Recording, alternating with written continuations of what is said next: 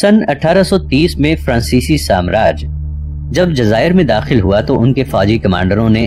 علانیہ یہ بات کہی کہ فرانسیسیوں کی آمد کا بنیادی مقصد مسلمانوں کو تباہ و برباد کرنا ہے تاکہ سرزمین جزائر میں صرف مسیح کی عبادت کی جائے۔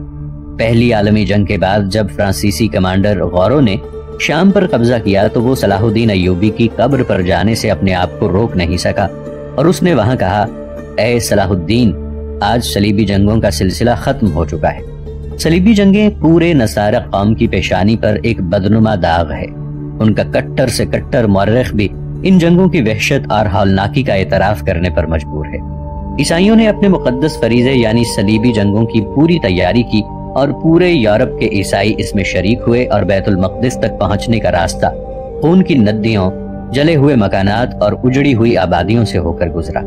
ان کے نزدیک عیسائیوں کے علاوہ دوسری تمام قومیں اللہ کے دشمن ہیں، اور جب انہوں نے قدس کو فتح کیا تو مسلمانوں میں مرد و عورت، بچوں اور بوڑھوں کے درمیان کوئی تمیز نہ کرتے ہوئے ہر ایک کو تہہ تیغ کر دیا اور مسلمانوں کا اس حد تک خون بہایا کہ عیسائیوں کو گھٹنوں تک خون میں ڈوب کر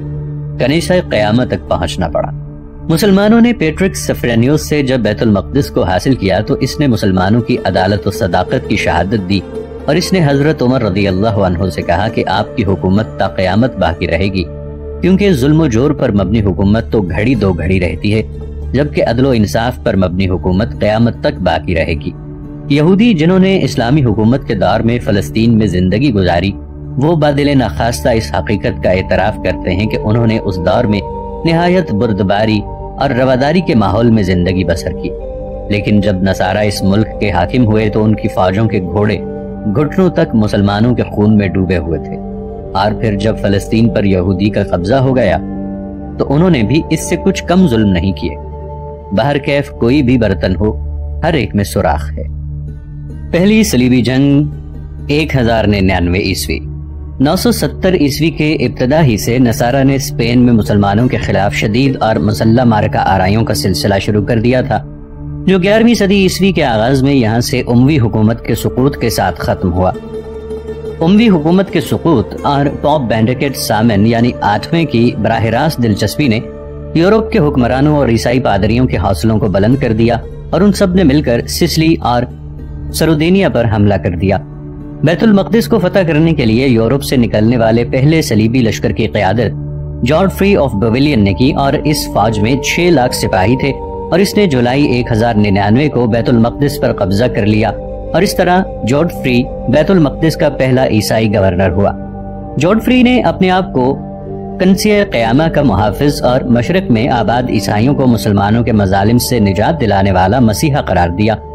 لیکن کنیسہ قیامہ تک پہنچنے کے لیے اس نے خون کی ندیاں پار کی، اور 1-2 نہیں 70,000 مسلمانوں کا خون بہایا، جنہوں نے اس شہر کی تقدیس کی حفاظت کرنے کی کوشش کی۔ اس طرح اس راستے میں آنے والی مسلمانوں کی ہر چیز کو جلا کر راکھ کر دیا۔ اس کی نظر میں مسلمان عورتیں، بچے اور بوڑھے بھی اللہ کے دشمن تھے۔ دوسری صلیبی جنگ 1147 عیسوی۔ یہ وہ دور تھا جبکہ پورا عالم اسلام مختلف ٹکڑوں میں بٹا ہوا تھا۔ ہر ملک کا ایک الگ ممبر اور ایک الگ امیر تھا۔ بغداد میں عباسی حکومت برائے نام باقی تھی، قاہرہ میں فاطمی حکومت کی بنیادیں بھی ہل رہی تھیں، اسی طرح دیگر علاقوں میں کمزور مسلم حکومتیں قائم تھیں جو وقت پڑنے پر اپنے اقتدار کے بقا کے لیے صلیبی حکمرانوں سے بھی ہاتھ ملانے میں کوئی آر نہیں سمجھتی تھی۔ سقوط اندلس کے جہاں دیگر اسباب تھے، وہیں ایک بڑا سبب یہ بھی تھا کہ مختلف ریاستوں کے مسلم والیوں نے اپنے اقتدار کی بقا کے لیے اسپینی عیسائیوں سے مدد لینا شروع کر دی۔ چنانچہ مناسب موقع دیکھ کر ان عیسائیوں نے ان پر ایسی کاری ضرب لگائی کہ ان کا کام تمام کر دیا، اور یہ مسلمان حکمراں اقتدار ختم ہونے پر عورتوں کی طرح روئے، گو کہ مردوں کی طرح اپنے ملک کی حفاظت کرنے میں ناکام رہے۔ اور جب صلیبی جنگوں کا سلسلہ شروع ہوا تو مشرقی ممالک میں بھی کچھ یہی صورتحال تھی۔ صلیبی فوجیں جنگ کی خاطر مسلم ملکوں میں داخل ہوئیں اور ان علاقوں کے عوام پر سنگین مظالم ڈھانے میں کوئی کسر باقی نہ چھوڑی۔ دراصل صلیبی فوجوں کی آمد بعض اسلامی قیادت کے شدید رد عمل کا نتیجہ تھا، اور ظاہر ہے صلیبی فوجوں کو محض اپنی قوت و طاقت کی بنا پر ان علاقوں میں فتح نصیب نہیں ہوئی، بلکہ مسلمانوں کے باہمی افتراق و انتشار نے ان کی فتح و کامرانی کو مکمل کیا۔ اسلامی بیداری اور اسلامی اتحاد سے متعلق کوششوں کا آغاز موصل میں زنگی خاندان کے عروج کے دور سے شروع ہوتا ہے۔ عماد الدین زنگی نے ایک زبردست لشکر کی تیاری کی اور شمالی عراق میں موصل سے لے کر وسط شام میں مورہ نعمان تک پھیلی ہوئی اسلامی ریاستوں کو متحد کیا اور پھر صلیبیوں پر زبردست حملے کیے۔ اس کی اہم فتوحات میں مشرقی ترکی میں واقع شہر ریحا پر قبضہ تھا، جو صلیبیوں کے لیے مشرق میں آگے بڑھنے کا اہم اڈا تھا، اور عماد الدین نے 1144 میں اس پر قبضہ کر لیا۔ اس کی وفات کے بعد اس کے دونوں بیٹوں نے حکومت کی ذمہ داری سنبھالی۔ سیف الدین غازی موصل کا اور نور الدین محمود حلب کا حاکم ہوا۔ 1447 میں ہونے والی دوسری صلیبی جنگ کی قیادت فرانس کے بادشاہ اویس رابع اور جرمن کے شہنشاہ کونارڈ ثالث نے کی، اور ان دونوں نے براہ راست اس علاقے میں ابھری ہوئی اسلامی طاقت نور الدین محمود سے ٹکرانے کے بجائے دمشق کی طرف اپنی فوجوں کا رخ کیا، اور جب دمشق کو فتح کرنا ان کے لیے دشوار ہو گیا تو پھر یہ فوجیں اس جنگ میں شکست فاش کھانے کے بعد الٹے پاؤں واپس ہوئیں۔ صلیبی حملے کی ناکامی نے نئی ابھرنے والی اسلامی قیادت اور اسلامی اتحاد کی تحریک کو نئی زندگی عطا کی۔ ناظرین، آگے بڑھنے سے پہلے کامنٹ سیکشن میں ہمیں اپنی آراء سے ضرور آگاہ کیجیے گا کہ آپ کو ہماری یہ سیریز کیسی لگ رہی ہے۔ آئندہ آنے والی اقساط سے باخبر رہنے کے لیے ہمارے چینل کو سبسکرائب کر لیں اور ساتھ موجود بیل آئیکن کو ضرور کلک کر لیں۔ شکریہ۔ 1164 میں نور الدین نے اسقلان میں انگریزی فوجوں کو شکست دی اور پھر 1169 میں مصر کو فتح کیا اور اسد الدین شیر کوہ کو یہاں کا والی مقرر کیا، اور اس کی موت کے بعد صلاح الدین ایوبی 1171 میں یہاں کا حاکم ہوا، اور 559 ہجری میں نور الدین کی وفات کے بعد اسلامی ہیرو صلاح الدین ایوبی نے تمام مسلم ممالک کو اپنی قیادت کے تحت جمع کر لیا۔ صلاح الدین ایوبی نے اپنی قیادت کے تحت یمن، مصر، شام، برقہ، طرابلس، تیونس، موصل، شمالی عراق میں اریبل اور شمالی افریقہ کے ساحلی علاقوں کو متحد کر لیا۔ اس وقت بیت المقدس کا بادشاہ بالڈوین رابع تھا، جسے صلاح الدین نے بانیاس کے جنگ میں شکست فاش دی، اور پھر انگریز مسلمانوں کے ساتھ صلح کرنے پر مجبور ہو گئے۔ یہ الگ بات ہے کہ انگریزوں نے اپنی عادت کے مطابق بہت جلد ہی اس معاہدے کو توڑ دیا۔ اسی درمیان اس کا بھائی بالڈوین خامس یہاں کا بادشاہ ہوا، جو نہایت متشدد اور متعصب تھا، اور پھر اس کے بعد گارڈین اوریجان یہاں کا حاکم مقرر ہوا۔ معرکہ حطین، نور الدین محمود اور پھر اس کے بعد صلاح الدین ایوبی کی پالیسیوں سے یہ بات واضح ہوتی ہے کہ وہ دونوں بیت المقدس کو صلیبی عیسائیوں کے ناپاک قبضے سے آزاد کرانے کے لیے کسی مناسب وقت کا انتظار کر رہے تھے۔ ان دونوں نے اپنی مومنانہ حکمت و بصیرت سے محسوس کر لیا تھا کہ یورپ کی تمام عیسائی قوتوں کا مقابلہ کرتے ہوئے بیت المقدس پر قبضہ کرنا کوئی آسان کام نہیں ہے، کیونکہ مسلمانوں کے خلاف تمام عیسائیوں کے دل اندھی نفرت سے بھرے ہوئے تھے۔ ان کی طاقت کو توڑنے کے لیے ضروری تھا کہ مختلف مشرقی آبادیوں میں موجود ان کے خفیہ دستوں کے ٹھکانوں کو نشانہ بنایا جائے، کیونکہ یہ خفیہ فوجیں اس علاقے کے عوام میں خوف و دہشت کا ماحول پیدا کرتی تھی۔ اسی طرح ان دونوں نے بعض کمزور اور موقع پرست مسلمان حکمرانوں کی خبرگیری بھی ضروری سمجھی، جو اپنی اقتدار کی بقا کی خاطر کفار سے مدد لینے کے لیے بھی تیار تھے، کیونکہ اس عظیم اور فیصلہ کن جنگ کے لیے مسلم حکمرانوں کے درمیان سیاسی وحدت اور مضبوط فوجی طاقت کا ہونا ضروری تھا۔ نور الدین محمود کا دور اس مقصد کی تکمیل کے لیے کافی نہیں تھا، چنانچہ اسلامی ہیرو صلاح الدین ایوبی نے اس ذمہ داری کو بحسن و خوبی انجام دیا۔ وہ ابتدائی تیاریاں مکمل کرنے کے بعد صلیبیوں کے ساتھ فیصلہ کن معرکے کے لیے مناسب وقت کا انتظار کر رہا تھا، اور وہ موقع اسے اس وقت مل گیا جبکہ کرک کے صلیبی حکمرانوں نے اسلامی مملکت کے تابع ایک مسلم تجارتی قافلے پر 582 ہجری میں حملہ کر دیا، اور کرک کی یہ ریاست شام اور مصر کے درمیان واقع تھی۔ صلاح الدین ایوبی اور اس کی ریاست کے درمیان معاہدہ تھا،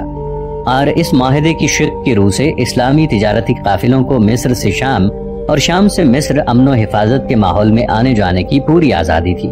صلیبی فوج نے اس اسلامی قافلے کے ساتھ بدسلوکی کی، ان کے مال و اسباب کو لوٹ لیا اور مردوں کو قیدی بنا لیا۔ مورخین یہ بھی روایت کرتے ہیں کہ عیسائی حاکم نے مذہب اسلام کی توہین کی اور محمد صلی اللہ علیہ وآلہ وسلم کی شان میں گستاخی کی۔ جب یہ خبر صلاح الدین ایوبی تک پہنچی تو وہ غصے سے لال ہو گیا، اور اس نے قسم کھائی کہ وہ اس مجرم کو ضرور قتل کرے گا جس نے معاہدے کی خلاف ورزی کی، مسلمانوں پر ظلم و زیادتی کی اور اسلام کی توہین کی۔ اس اسلامی ہیرو نے مقدس جہاد کا اعلان کر دیا، اور دمشق سے 17 ربیع الاخر 883 ہجری کو بعد نماز جمعہ مسلم فوجوں کے نعرہ تکبیر کی صداؤں اور تمام مسلمانوں کے دلوں سے نکلنے والی فتح و نصرت کی دعاؤں کے درمیان صلاح الدین کی قیادت میں یہ فوج روانہ ہوئی۔ یہاں اس بات کا ذکر مناسب ہوگا کہ اس جہاد کے وقت کا تعین اس عام مجلس شورا کے مشورے کے بعد ہوا تھا جو صلاح الدین نے اس مقصد کے لیے طلب کی تھی، اور پھر دونوں فوجوں کے درمیان یہ فیصلہ کن جنگ تبریہ کے نزدیک حطین کے مقام پر ہوئی۔ مسلم فوجوں نے سب سے پہلے پانی کے ذخیروں پر قبضہ کر لیا، اور یہ شدید گرمی کا موسم تھا۔ دشمن کی فوجیں پیاس سے تڑپنے لگیں اور مسلم فوجوں نے پھر ان پر حملہ کر دیا اور کثیر تعداد میں عیسائیوں کو قتل کیا اور ان کو قیدی بنایا۔ صلیبی فوجوں کو اس جنگ میں زبردست ہزیمت کا سامنا کرنا پڑا اور ان کے مقتولین کی تعداد 10,000 تک پہنچتی ہے۔ بیت المقدس کے حاکم اور کرک کے بادشاہ کو قیدی بنایا گیا، جسے صلاح الدین ایوبی نے رسول اللہ صلی اللہ علیہ وآلہ وسلم کی شان میں گستاخی اور مسلمانوں پر ظلم و زیادتی کی سزا میں قتل کر دیا، جبکہ بیت المقدس کے بادشاہ اور دیگر قیدیوں کو شام روانہ کر دیا۔ اس کے بعد صلاح الدین ایوبی نے عکا، صور، صیدا، جبیل، بیروت اور بقیہ ساحلی شہروں کو بھی آزاد کرا لیا تاکہ بیت المقدس تک بحری راستوں کے ذریعے کوئی کمک نہ پہنچ سکے۔ بیت المقدس کو محصور کرنے کے اس راستے میں رم اللہ، داردم، غزہ، بیت اللحم اور ناظروں کے حاکم نے بھی اس سے صلح کر لی۔ صلاح الدین ایوبی بیت المقدس میں جنگ کے ذریعے داخل نہیں ہونا چاہتا تھا، چنانچہ اس نے بیت المقدس کے والی کے پاس صلح نامے کی تجویز بھیجی، جس پہ اس نے کہا، مجھے اس بات کا پختہ یقین ہے کہ قدس اللہ تعالیٰ کا مقدس گھر ہے، جیسا کہ تمہارا بھی عقیدہ ہے۔ حصار اور حملے کے ذریعے میرا بیت المقدس پر قبضہ کرنے کا ارادہ نہیں ہے، لیکن انگریز عیسائیوں نے صلح سے انکار کیا اور نہوت و تکبر میں اپنے سروں کو اونچا کیا۔ چنانچہ پھر صلاح الدین نے ان باغی اور سرکش سروں کو ہمیشہ کے لیے جھکا دیا، اور ایک ہفتے کی شدید مارکہ آرائی کے بعد صلیبی فوجوں نے ذلیل و خوار ہو کر بیت المقدس کو مسلمانوں کے حوالے کر دیا، اور تاریخ اسلام کے عظیم قائد اور فاتح صلاح الدین ایوبی کی شرطوں کو تسلیم کر لیا، اور وہ شرط یہ تھی کہ ان کو اس شہر سے نکلنے کے لیے 40 دن کی مہلت دی جائے، اور ان میں ہر مرد اپنی جانب سے 10 دینار، عورتیں 5 دینار اور بچے 2 دینار تاوان ادا کریں، اور جو اس تاوان کی رقم ادا نہ کرے اسے قیدی بنا لیا جائے گا۔ اور انہوں نے 27 رجب 583 ہجری بمطابق اکتوبر 1187 عیسوی بروز جمعہ یہاں سے نکلنا شروع کر دیا۔ تیسری صلیبی جنگ۔ بیت المقدس کا مسلمانوں کے ہاتھ میں چلے جانے پر پورا یورپ تل ملا اٹھا، اور ان لوگوں نے جرمنی کے شہنشاہ فریڈرک اول، فرانسیسی حکمران فلپ اور انگریزی جنرل اعتشارت کی قیادت میں ایک زبردست صلیبی فوج کو تیار کر کے حملے کے لیے بھیجا۔ ان میں سے ہر ایک کمانڈر کے اپنے خواب اور اپنے مفادات تھے۔ جرمنی سربراہ فریڈرک راستے میں ہی غرقاب ہو گیا اور اس کی فوج منتشر ہو گئی، جبکہ فرانسیسی انگریزی فوجیں سمندر کے راستے عکا تک پہنچ گئیں، اور بیت المقدس کے سابق بادشاہ جسے صلاح الدین ایوبی نے اس شرط پر آزاد کیا تھا کہ وہ دوبارہ مسلمانوں سے جنگ نہ کرے، اس نے گزشتہ 2 سالوں سے اس شہر کا محاصرہ کر رکھا تھا، اور جب عکا کے مسلمانوں پر محاصرہ تنگ ہو گیا اور سمندر اور خشکی کے تمام راستے بند ہو گئے، تو بالآخر 587 ہجری بمطابق 1191 میں وہ صلح پر مجبور ہو گئے، اور 3 ستمبر 1192 کو یہ حملہ صلاح الدین ایوبی کے ساتھ ایک معاہدے پر ختم ہوا، اور اس معاہدے کے روح سے یہ طے پایا کہ عیسائی سور سے لے کر یافا تک کے ساحلی علاقوں پر آباد رہیں گے، اور عیسائیوں کو بیت المقدس کی زیارت کی اجازت ہوگی، گو کہ اس پر مسلمانوں کا قبضہ ہے۔ اور اس معاہدے کے 1 سال بعد ہی عظیم اسلامی ہیرو صلاح الدین علیہ الرحمہ کا انتقال ہو گیا، اور اس طرح یورپ کے سینے سے بہت بڑا بوجھ ہٹ گیا، کیونکہ اس عظیم ہیرو کے ہوتے ہوئے ان کی امیدوں کا بر آنا اور ان کی فوجوں کا کامیاب ہونا کافی مشکل امر تھا۔ اس نے مسلم ممالک کو باغی، سرکش اور دشمن عیسائیوں کے وجود سے پاک کر دیا تھا۔ چوتھی صلیبی جنگ۔ یہ صلیبی جنگ 1202 عیسوی سے 1204 عیسوی تک جاری رہی، اور یہ لشکر ایسے 50,000 عیسائی نوجوانوں پر مشتمل تھی جو مسلمانوں کو صفحہ ہستی سے مٹا دینے اور ان کے علاقوں پر قبضہ کر کے مکمل ارادے سے نکلے تھے، لیکن ان میں سے اکثر فوجیں سمندر میں غرق ہو کر ہلاک ہو گئیں اور بہت سارے قتل کر دیے گئے، اور ان میں سے چند ایک ہی ناکام و نامراد اپنے ملکوں کو واپس لوٹنے میں کامیاب ہوئے۔ پانچویں صلیبی جنگ۔ اس 5ویں صلیبی حملے کی قیادت پوپ اینوسنٹ نے